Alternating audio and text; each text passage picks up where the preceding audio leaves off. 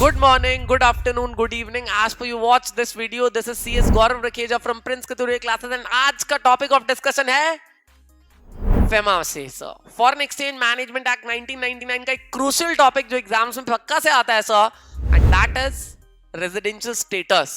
So, person resident in India, PRII. Who the hell is being treated as PRII and who is treated as PROI? Students को काफी confusion होता है sir and अक्सर वो question गलत करके आते हैं क्योंकि एक या दो क्वेश्चंस उसमें पक्का से पूछा जाता है सर. सीए इंटरमीडिएट का एग्जाम में इस कॉन्सेप्ट में से एक या दो क्वेश्चन पक्का से पूछा जाता है. पहले ये फाइनल में था और अभी सीए इंटर में, but same level of intensity and importance for the examiner.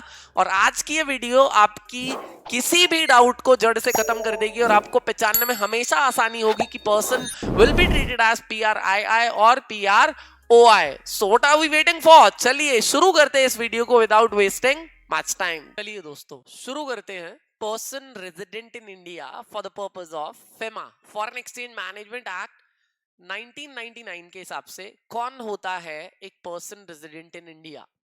Resident in India का मतलब who resides in India. Who resides in India मतलब जो इंडिया में रहता है, economic activity belongs to India. But यहां पे बोला गया है कि आप रेजिडेंशियल स्टेटस की बात बताइए for the purpose of FEMA, जिसमें रिजाइडिंग की बात लिखी हुई है कि एक ऐसा पर्सन कि फॉर एग्जाम्पल अभी अगर हम बात करें कि हमारा फाइनेंशियल ईयर चल रहा है 24-25, तो 24-25 के लिए आप, मैं और कोई भी जिसका रेजिडेंशियल स्टेटस हम जानना चाह रहे हैं will be treated as person resident in India, PRII और PROI. तो सीधी बात है सर कि उसका प्रीवियस ईयर का रिकॉर्ड देखा जाएगा 23-24 का सर. तो 23-24 में वो इंडिया में कितने दिन रिजाइड किया है ये देखा जाएगा सर.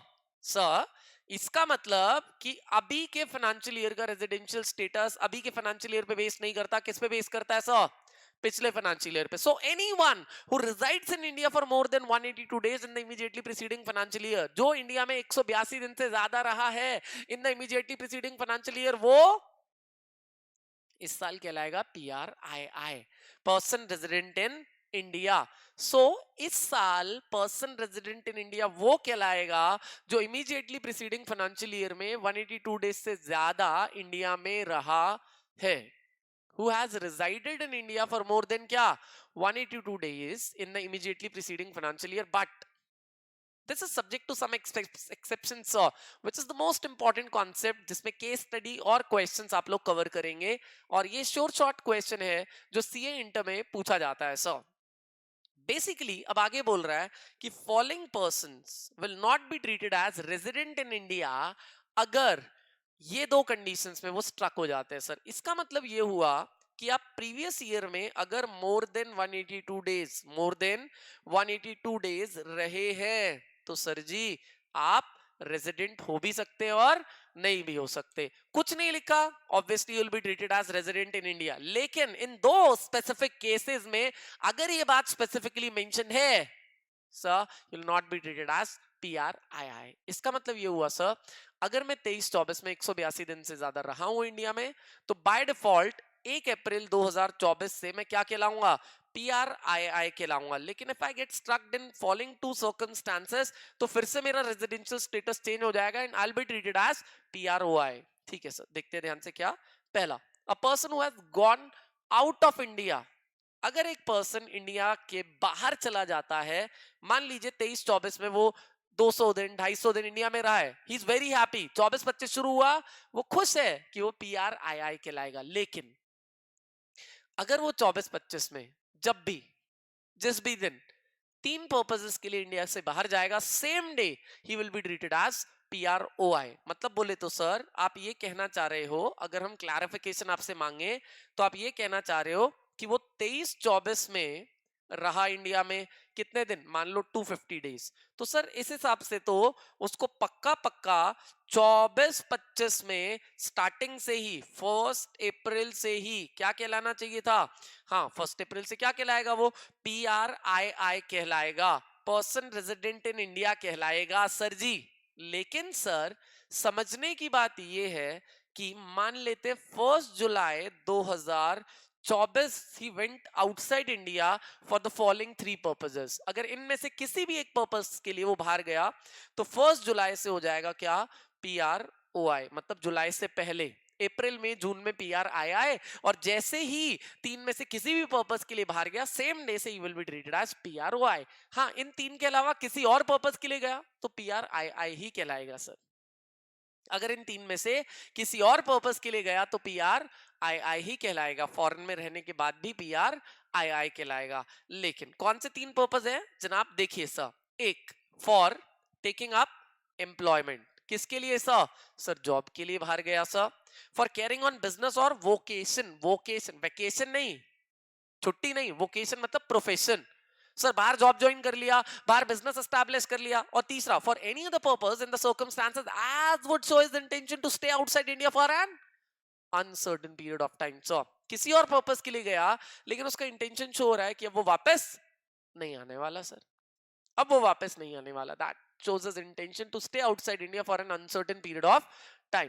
तो अगर 3 में से एक भी पर्पस के लिए गया तो सर सेम डे, जिस दिन गया उसी दिन वो क्या कहलाएगा सर? PROI।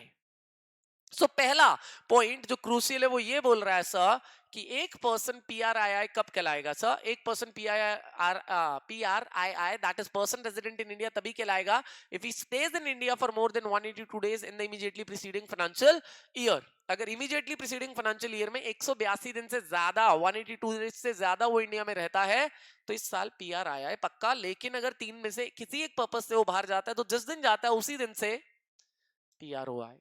समझ गया? अच्छा दोस्तों, जब हमारा बंदा बाहर गया और हमने उसे PROI बोल दिया, तो बाहर का बंदा अगर इंडिया में आएगा इन 3 पर्पस के लिए, सो anyone who comes in India for taking up employment, for carrying on business और vocation, for any other purpose in the circumstances as shows his intention to stay in India for an uncertain period of time, vice versa. तो जिस दिन वो आया उसी दिन से क्या कहलाएगा? PRII। जिस दिन वो आया उसी दिन से क्या कहलाएगा? PRII। ठीक है सर? तो अब समझो क्या बोल रहा हूं। इसका मतलब sir any foreigner any foreigner who comes to India, comes to क्या? India. Any foreigner comes to India for any of the following 3 purposes, any of the क्या? following 3 purposes, any of the following 3 purposes। ठीक है sir? तो अगर कोई भी foreigner India में आता है इन 3 पर्पस में से एक के लिए, क्या सर जी? Employment, employment. दूसरा क्या? बिजनेस और वोकेशन, बिजनेस और वोकेशन। और uncertain period of time, uncertain period of time.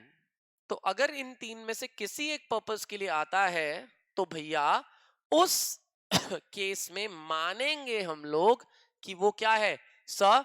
PRII है। क्या है सर? PRII है। So moral of the story क्या है sir? Sir moral of the story ये है कि अगर कोई 182 डेज से ज्यादा प्रीसीडिंग फाइनेंशियल ईयर में इंडिया में रह लिया तो क्या? PRII। मस्त, कुछ नहीं लिखा आगे की इंफॉर्मेशन, अगर गायब है तो PRII। लेकिन सर अगर वो इस फाइनेंशियल ईयर में भी, पिछले फाइनेंशियल ईयर में तो रहा 182 डेज से ज्यादा, इस फाइनेंशियल ईयर में अगर वो 3 पर्पस में से किसी एक पर्पस से बाहर चला जाता है तो होगा क्या? PROI, सेम डे जब वो बाहर गया सर। और अगर वो इंडिया में आता है सर, पिछले साल 182 डेज से ज्यादा इंडिया में नहीं रहा था, पिछले साल 182 डेज से ज्यादा इंडिया में नहीं रहा था, लेकिन जैसे ही इंडिया में आता है 3 में से किसी एक पर्पस के लिए, तो जिस दिन आया उसी दिन से क्या? PRII। अच्छा मान लो इन 3 पर्पस के लिए नहीं आया, से घूमने के लिए आया, और घूमते घूमते घूमते 1 साल से ज्यादा निकाल दिया, 182 डेज से ज्यादा निकाल दिए, तो अगले साल क्या कहलाएगा? PROI। मतलब अगर एक फॉरेनर इन 3 के अलावा किसी पर्पस के लिए आता है तो 182 डेज से ज्यादा भी रहेगा तो भी हमेशा क्या कहलाएगा?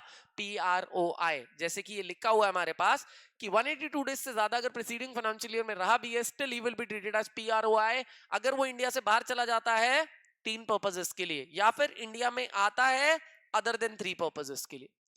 तो इंडिया से बाहर चला जाता है 3 पर्पसेस के लिए तो सेम डे PROI, इंडिया में आता है 3 पर्पसेस के अलावा, तो 182 डेज से ज्यादा भी रह लेता है, 200 दिन भी रह लेता है, 250, तो भी कभी भी PR आया है नहीं कहलाएगा sir. That's all we are having in this concept. For more and more informative videos, please subscribe the channel and click the bell icon. Thank you very much.